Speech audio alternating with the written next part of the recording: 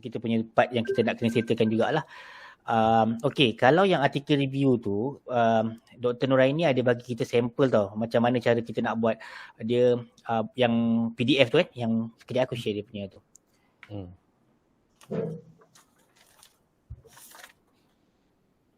Okay, ini maksudnya kita nak tentukan kita nak guna yang macam mana punya apa, orang kata dia macam kita punya rujukan macam mana kan. Yang doktor bagi ni dia ada 3 jenis lah.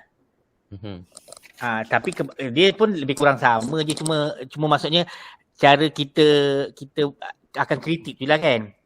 Tapi maknanya kita kena baca lah. Memang itu memang yang paling penting lah, dia punya komponen dia. Maksudnya tanpa kita baca artikel tu, kita memang takkan boleh buat lah kan. Okay.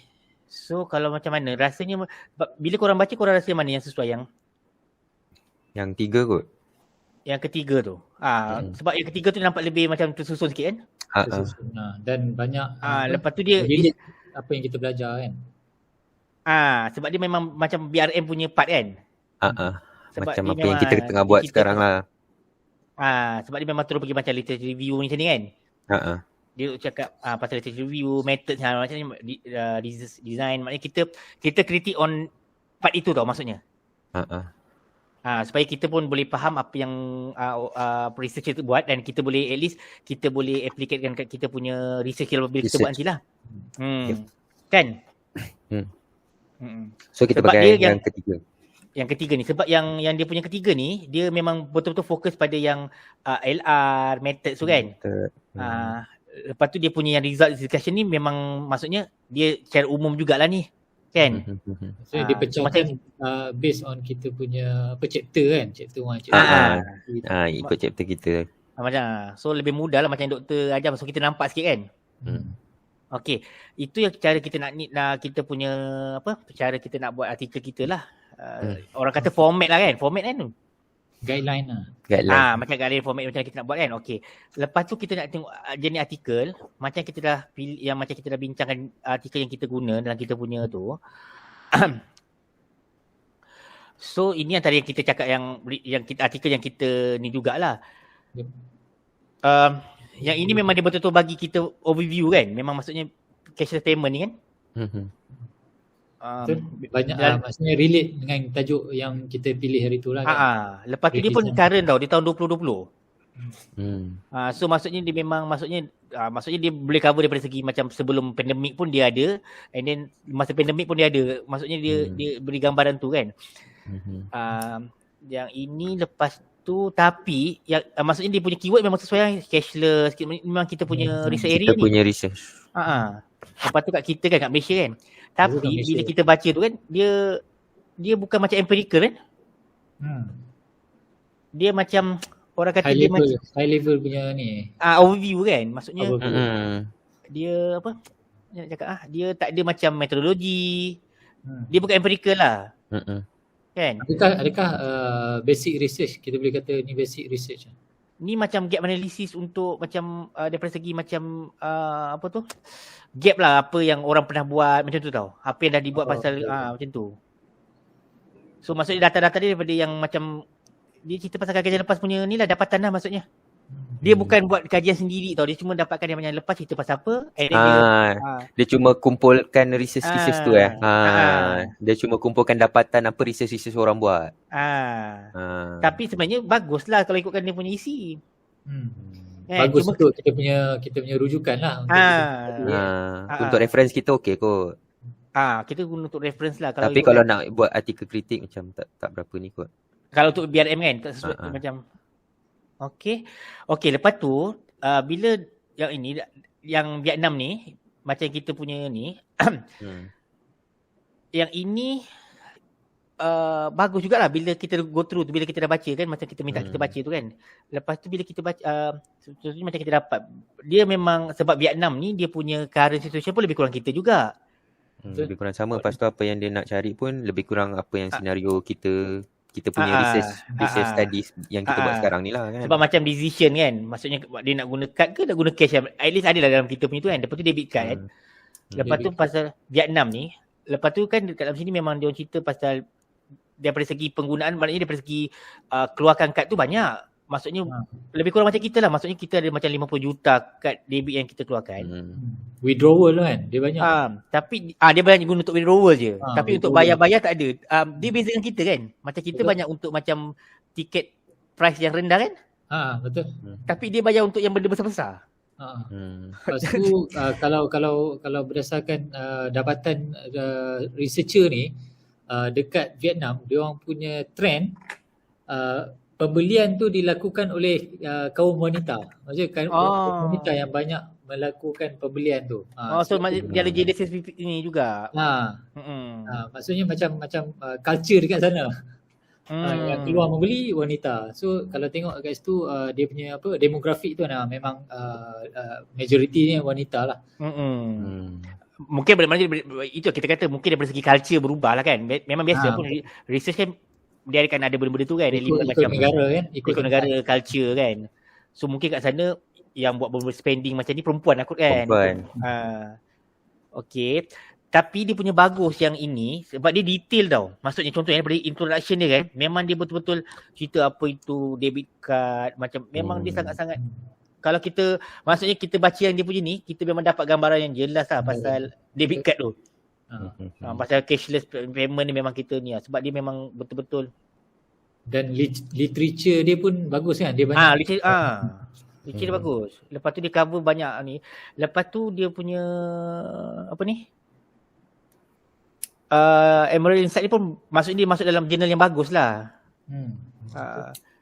So kalau katakan dia so, punya dari segi tadi Nazim ada share dari segi apa kita boleh sebagai reference lah macam mana dia orang buat data collection tu.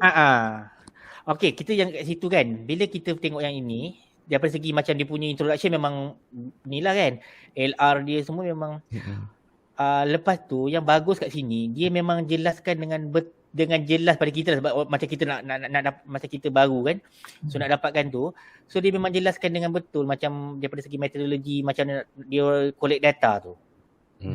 Dia punya macam sampling teknik dia semua tu lah. So dia detail kat sini. Dia detail. Dia detail kat sini so kita boleh faham. Macam kita boleh ikut lah dia punya macam kalau kita nak buat untuk research kita kan. Contoh kalau dekat daripada segi ni dia punya tu 16 berapa tu kita bila yang kita bincang tu. Okey, kat sini kan. Maksudnya dia jelaskan dengan jelas dia guna Likert scale macam mana kan. Tapi sebelum tu yang tadi Nazim kata dia punya ni apa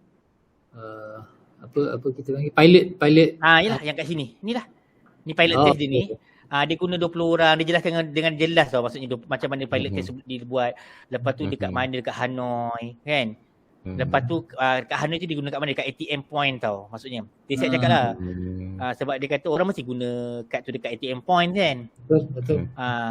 So daripada segi tu dia jelas lah. Maksudnya kalau kita nak gunakan, at least kalau kita nak jadikan dia rujukan, dia sesuai lah kan untuk kita punya cara tu. Mungkin nanti kita punya data collection pun kita boleh follow macam ni lah. Data macam mana sebab area dia semua dia stated kat situ kan. Macam strategi kita macam mana nak collect data semua tu ni tau.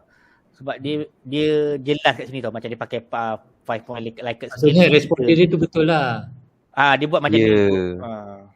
Kan. Tapi masalahnya dia terlampau, satu lagi dia sentuh part yang kita mungkin kita tak berapa familiar tau. Kalau perasan dia cerita pasal transaction cost explanation ni. TCE ni macam kita pun mungkin kita kurang savvy lah on this one kan. Lepas tu takut bila kita nak kritik tu takut kita tak berkemampuan tau. Betul. Maknanya kalau kita kritik kita akan dapat kritik yang inilah.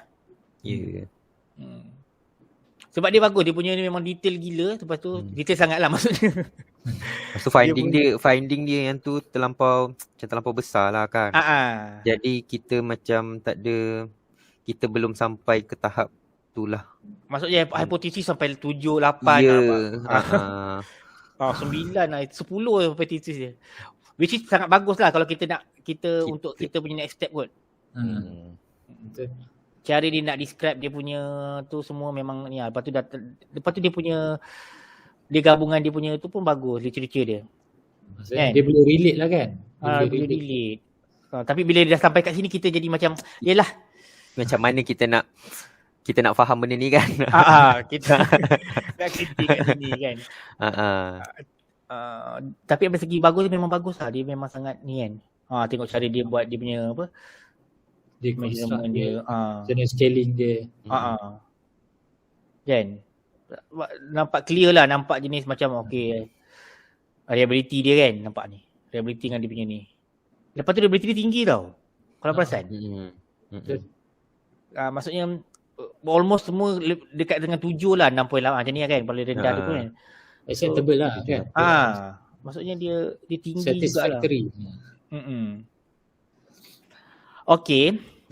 Sebab dia pun pakai ni construction model dia lah, sebab dia macam ada dia punya kat sini kan. So dia peringkat kita kan sebab kita direct macam, sebab kita kan macam applied business kan, research. So kita memang direct macam yang ini dia punya conceptual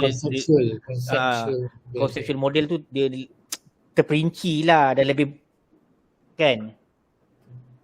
Macam ni.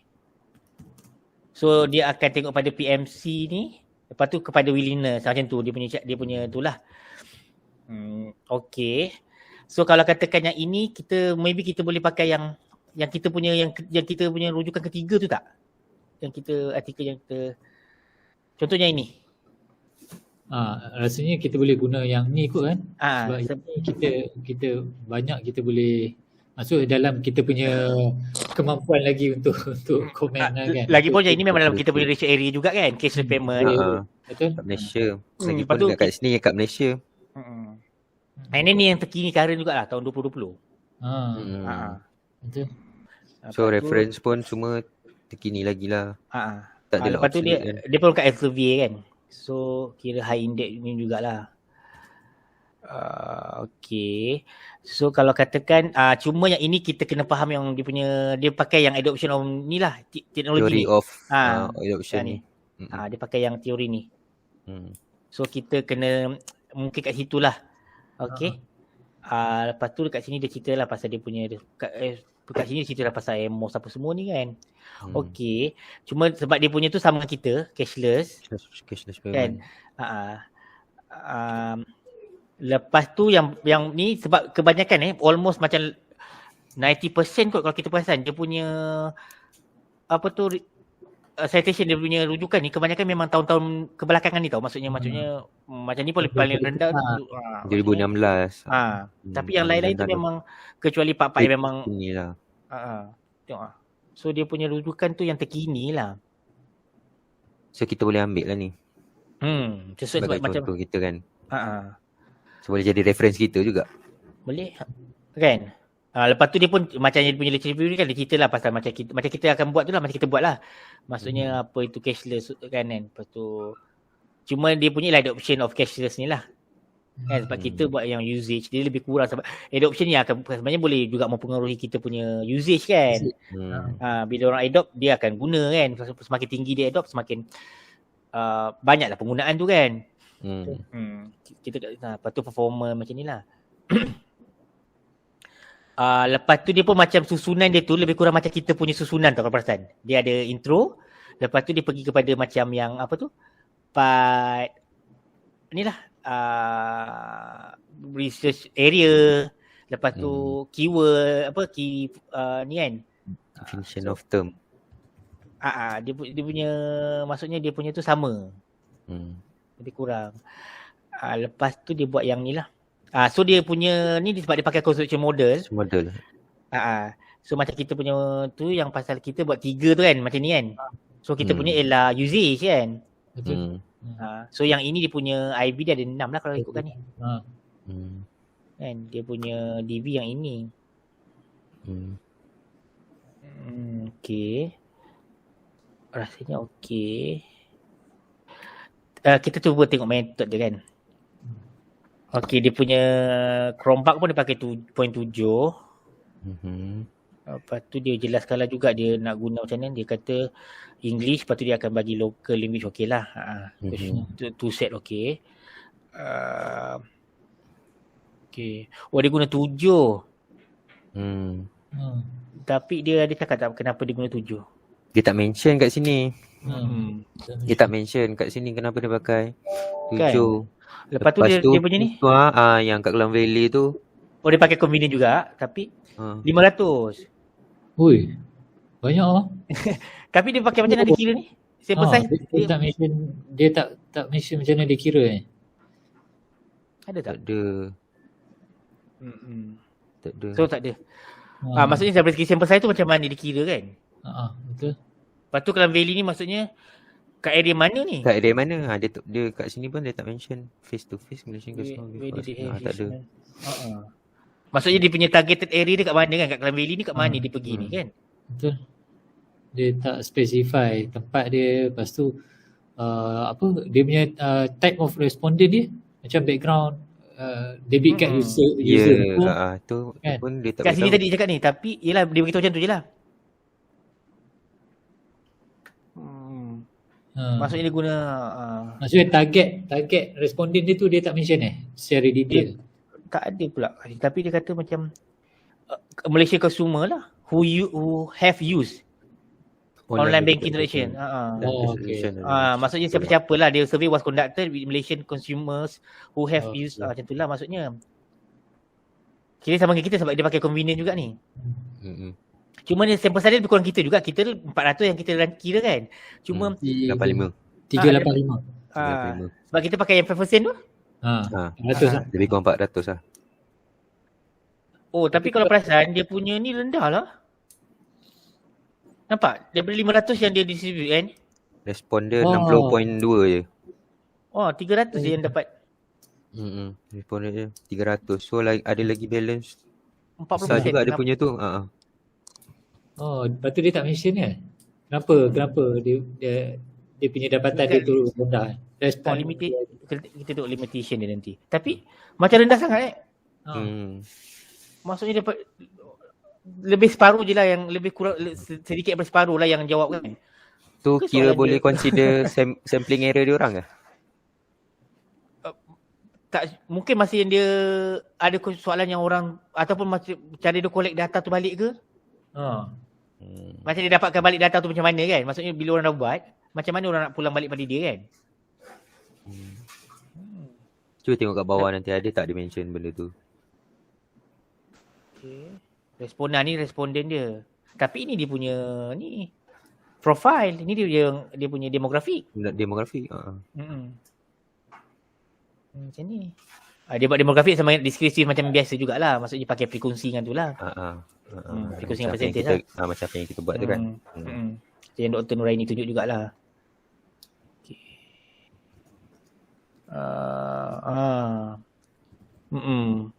Cuma daripada segi tu lah kan. Daripada segi dia punya sample size tu dengan dia punya macam dia hantar 500 hantar 500 dapat 300. Okay, ni dia daripada segi dia punya ni lah. Dia measurement dia. Ni validity dia. Okay, validity dia okey juga, tinggi jugalah kan.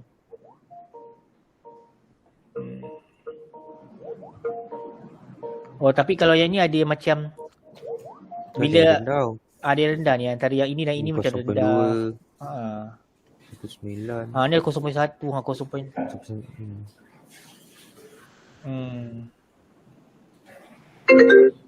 Okay. Lepas tu dia punya limitation. Mungkin sebab limitation kot.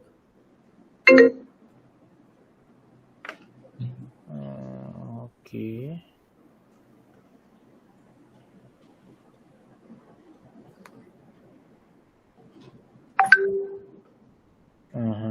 Dia pakai R je, R square dia pun ni lah. Okay.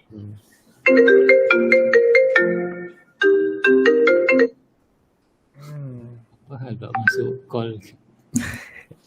Masuk ke laptop. Sorry. Tak apa. Okay. Dalam limitation ni dia sebut ke tadi pasal dia punya apa? Likert scale lah macam mungkin sebab mungkin likert scale yelah mungkin kalau kita tengok mungkin sebab dia pakai 7 tu ke orang macam Terlampau banyak sangat. Sebab dia pakai 7 tapi dia tak tahu, dia tak cakap lah kenapa dia pakai 7 kan. Kenapa pakai 7, kenapa tak pakai 5 kan? Mungkin salah satu sebab orang macam, so antara kita boleh tadi dapat 300 dia cakap kat sini tak ada. Tak ada kan?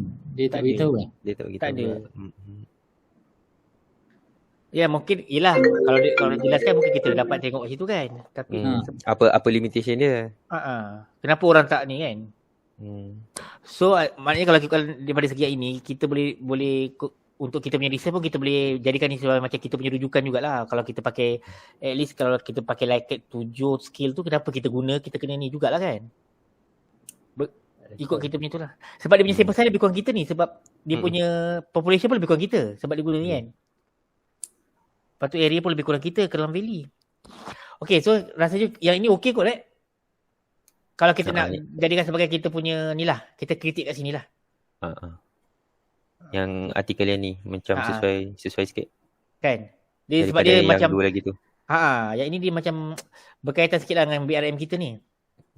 Lagi satu dia ni, yang ni pun latest lagi kan. Okay, yang ni. Boleh? So kita ambil yang ni kita berkemampuan untuk review lah kan, untuk kritik. Dan dia pun macam nampak macam yang kita buat kan, macam walaupun kita punya study. Walaupun dia bukanlah macam yang betul-betul yang pure applied research, tapi dia ada banyak benda yang mungkin kita boleh cadangkan untuk improve. Dan kita boleh guna untuk kita punya study kan. Okay, kalau macam tu maksudnya kita ni lah masing-masing, maksudnya kita kena faham dia punya artikel tu lah kan. So kita pilih yang tadi lah artikel 3 tu kan. Artikel 3 tu. Lepas tu kita guna yang cara ketiga tu kan. Artikel 3 punya guideline tu. So mungkin fokus kita pada yang macam introduction dia macam mana, dia punya LR dia apa, metodologi dia macam mana. Mungkin kita kritik lebih kepada itulah kot. Dan kritik kita tak semestinya benda yang negatif kan. Maksudnya kalau katakan ada dapatan yang sesuai untuk kita tu, boleh lah. Okay.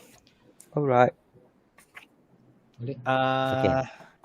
Maknanya kita pakai itu, kita ni, dan kita akan try kritik berdasarkan itulah. Maksudnya kita berdasarkan yang 3 yang utama tu. Ini nanti daripada segi macam discussion ataupun dia punya result tu, kita cuba tengok gap yang macam mana study tu je lah kan. Lepas tu improvement ke macam kita boleh tengok lah kan. Okay. Boleh lah kot pakai yang ini lah kot. Rasanya dia lebih mudah untuk kita kan. Dan sesuai lah dengan kita punya ni. Sebab yang kedua tu cantik tapi terlampau macam detail. Technical kan macam bukan tahap kita lagi lah untuk mungkin kita boleh tapi dia bagus sebab yang macam dia punya metodologi tu bagus untuk kita tengok kan. Sebenarnya kita dapat dua perbandingan kan. Maksudnya yang kedua tu dia sangat detail tau. Memang betul-betul macam dia jelaskan. So kita sebagai pembaca pun kita dapat faham apa yang dia buat kan. So rasanya kat situ sepatutnya kalau kita buat untuk kita pun patutnya kita ada elemen tu lah kan. Supaya orang dah tak payah tanya dah dia buat macam mana kan. Sampel dia macam mana kan. Kenapa dia ambil sampel tu. Rasanya itulah kot yang lagi pun BRM pun rasanya benda tu lah kot. Macam Dr. Noraini ajar kat kelas kan. Okay. So kita pergi bergerak macam itulah rasanya. Kita punya framework kita ialah yang itu, pakai cara ketiga tu untuk buat kritik tu kan. Dan kritik tak semestinya yang negatif lah. Okay, nanti apa-apa just kita maklum balik lah. Kita ni balik apa-apa yang tu kita ni balik lah, share balik dan kita buat sama-sama tu lah kan. Nanti kita compile balik sama-sama lah. Maksudnya berdasarkan kita punya tu, kita buat balik kita punya tu. Kita compile lepas kita dah buat, kita ni lah, kita bincang balik lah apa yang dapatan kita buat tu. Untuk second punya tu, sebelum kita second review, baru kita betul-betul buat final report dia lah, final kritik artikel tu. Okay, thank you. Okay, Assalamualaikum.